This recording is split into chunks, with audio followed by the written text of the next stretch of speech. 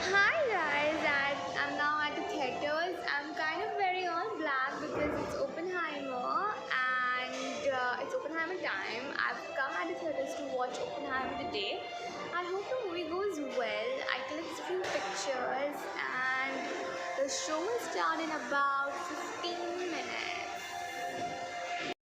Hi guys, thank you so much for joining on today's vlog and watching the snippets. I hope you are enjoying it. I'm back from watching Oppenheimer and I thought that after having dinner and while getting my tablets here because of this thing I'm having here, I just want to get rid of it, and these are some prescribed meds and some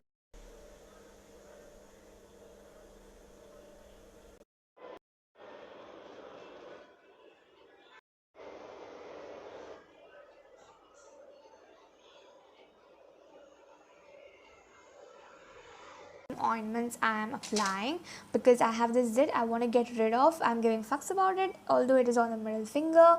Also a tiny bit of a rash, so I'm just working against it to get rid of it.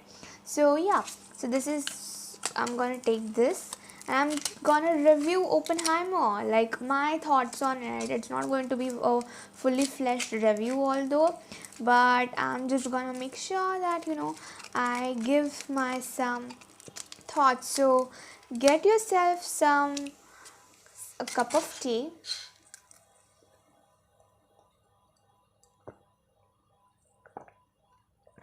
and make yourself feel comfortable.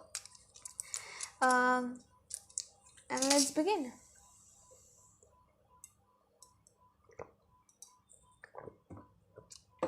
There was a teeny tiny bit of atopic dermatitis somehow. Um, I don't know why, but yeah, that's there. So we have to deal with it, and it is what it is. Anyway, so talking about Oppenheimer and my thoughts on it. So I went a while ago. I'm yet to see Barbie at the theaters. Maybe I'll squeeze it in next week or so. I don't know, but yeah. So my thoughts on Oppenheimer.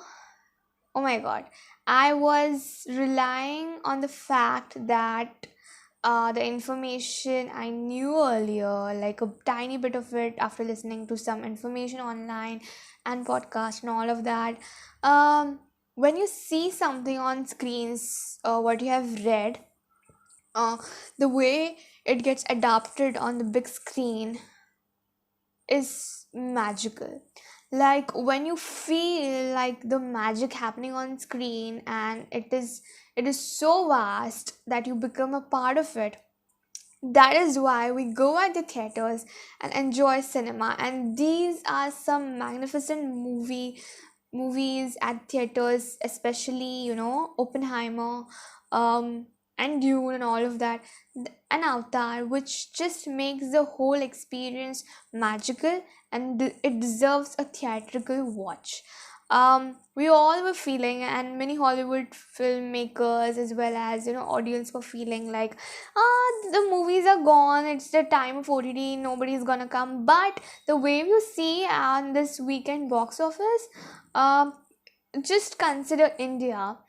Oppenheimer and Barbie are doing well. If you consider worldwide, it's going bonkers. Like if you see the numbers and if you see the hype, oh god, it's everywhere. Even in the pen, Barbie's merch is squeezed, makeup it's there everywhere. Okay, everything is pink. Uh, as much it can be. Stuff are black as much they can be just to enjoy this blockbusters, Oppenheimer and Barbie. So this is the 12th Christopher Nolan's film, and I saw his interviews, and he's the man of craft. He has such a sense and a sense of what the story is and what his character shall depict, and he talks about what each character brings to the table in the form of energy, right? Because this movie has such a brilliant cast, it has been stacked with Rami Malek, Emily Blunt, of course, Cillian Murphy, Robert Downey Jr., and all of this branded, on point. Like they have their benchmark, and they are the actors playing role, and they are so brilliant. They're so brilliant. Oh my god. So, this is the movie which is based on a 2005 biography, which is called as Prometheus, like American Prometheus. I hope I'm pronouncing it right. The Trump and tragedy of Oppenheimer.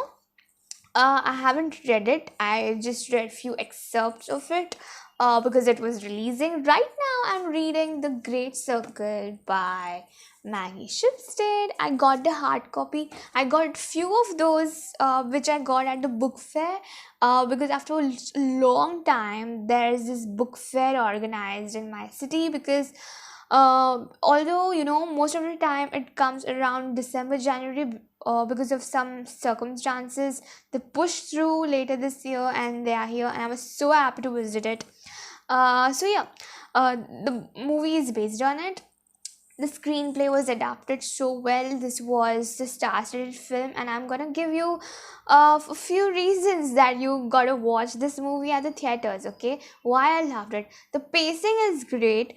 Every character knows it their craft. Oh my god, did I forgot Matt Damon? Okay, he is a man, like he just captures you. Everybody's pushing Cillian's character forward.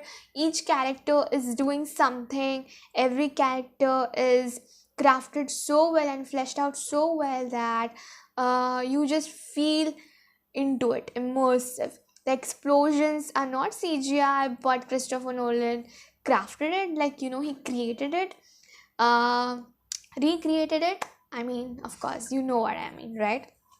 But the performances are so great.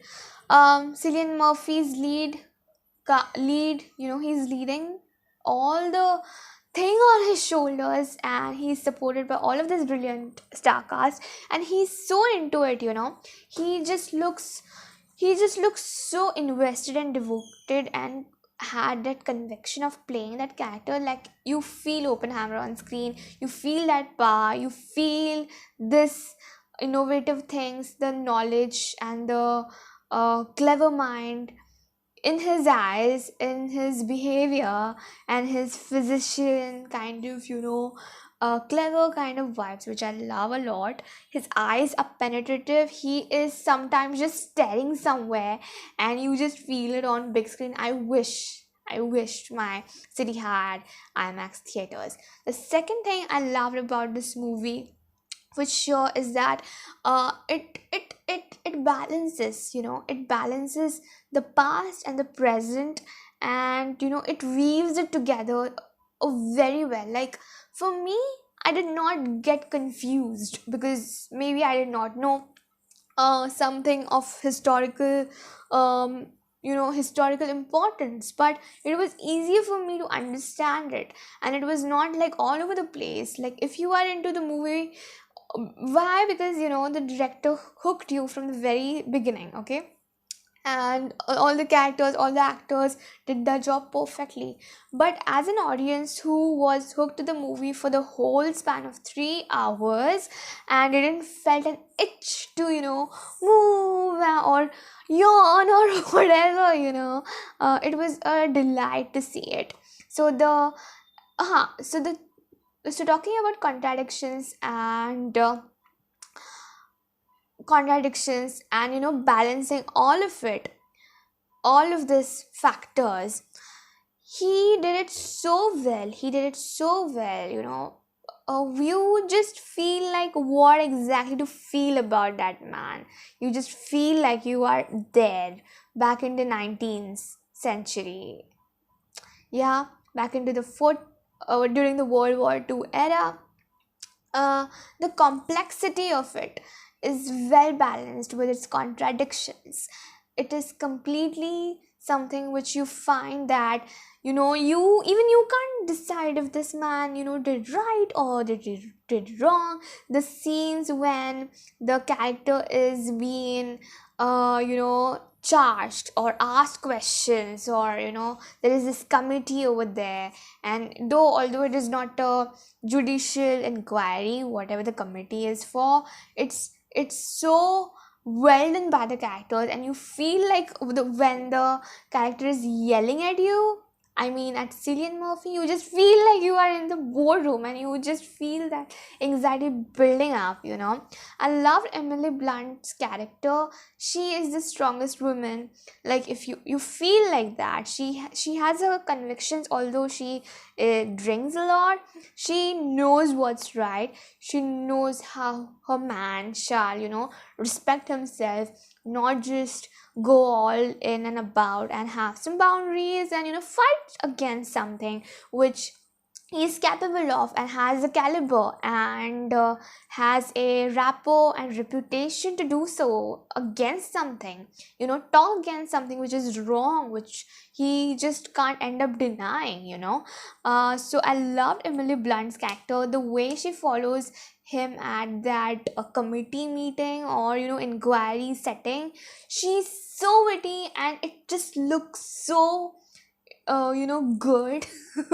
The way she plays with all those people in that cabinet it's all about talking and courtroom and here and there.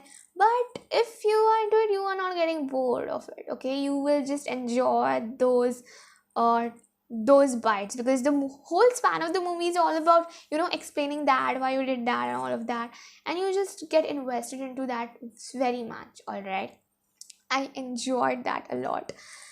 This is the big screen cinema event we never have experienced, at least in the last few years. Okay, although because of pandemic and all of that, but these are the movies like back to back is something we are having treat with. Okay, oh yeah, and Rami Malek. Okay, he has a very little part, max 3 minutes on screen, but he has a bombastic performance which just you know just removes that thing which is like kind of going against Cillian Murphy. I mean Oppenheimer.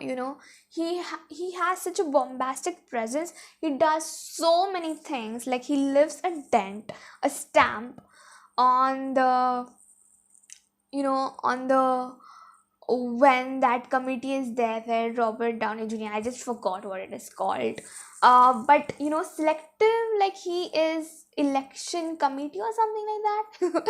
I'm very bad at history, but you know what I mean, you will understand what I mean. But when he is there to say something about it, against or for Robert Downey Jr., he feels like he's winning it and he will be able to go up the hierarchy of the committee, but he is unable to, and he just comes down, crushing, just crumbling down, down. He goes south, and he just feels bad. He just has such an angst against Oppenheimer and all of these people, characters, and it's just fun to watch. It's fun to watch on screen. Like the character arc and all of that. I enjoyed it thoroughly. a lot. Robert Downey Jr. is a man who will be having too many yearly grossing movies. Like, I just, this man, like, if you see the biggest openers of time, like at least last decade, Avengers and all of that is up there, stacking up along with Oppenheimer and Barbie.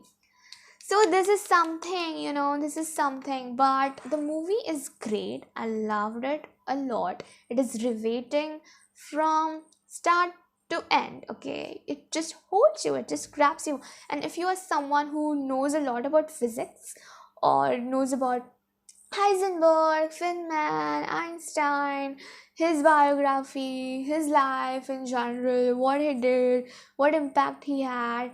If you're aware of Kennedy and all of that, American history, and in general about all of this teeny tiny bits which one need to be aware of. My brother is very fascinated by it, so it was a good thing that I tagged him along, and he enjoyed the movie more than me because he was already invested into it, and he kind of digs the topic of uh Nazis and Russians and Hitlers, World War II, and all of that.